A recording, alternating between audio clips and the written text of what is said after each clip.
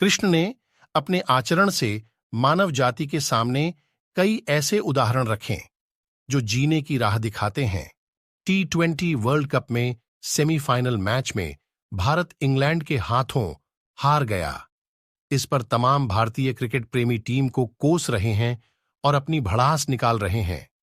ऐसे में भगवान कृष्ण का जीवन चरित्र सहज ही याद हो आता है। मथुरा की एक कैद में माता देवकी के गर्भ से जन्मे कृष्ण ने अपने आचरण से मानव जाति के सामने कई ऐसे उदाहरण रखे जो जीने की राह दिखाते हैं।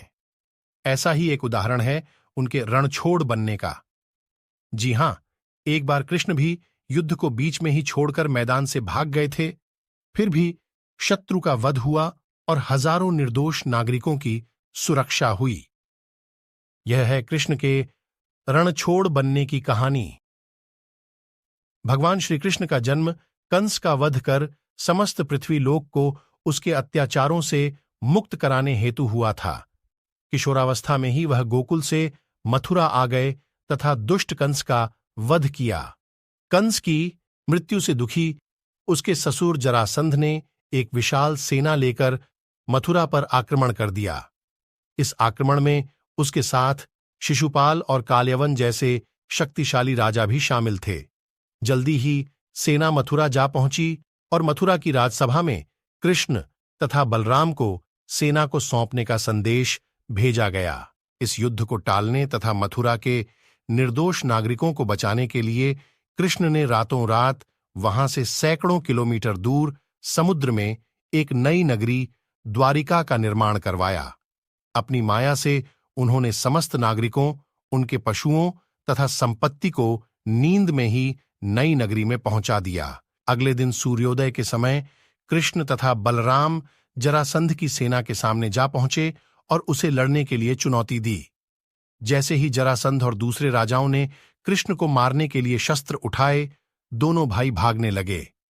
उन भाइयों के पीछे जरासंध तथा काल्यवन जैसे राजा भी भागने लगे। कुछ ही देर में दोनों भाई बहुत आगे निकल गए और उनके पीछे केवल मात्र काल्यवन रह गया।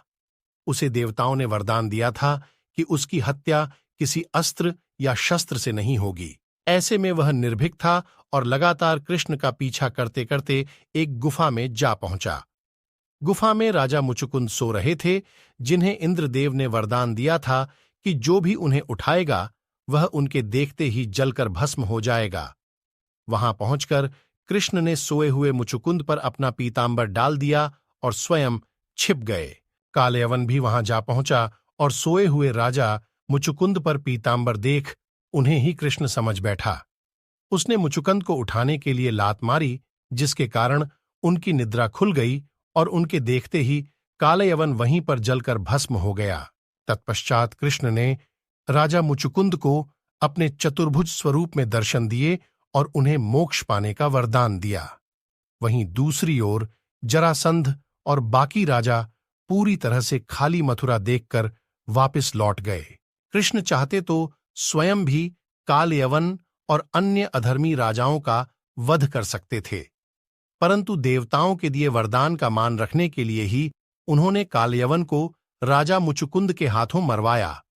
इसी तरह बाद में जरासंध का वध पांडुपुत्र भीम के हाथों करवाकर मथुरा का भार कम किया। इस कहानी के बाद कृष्ण के नाम के साथ हमेशा के लिए रणछोड़ जोड़ दिया।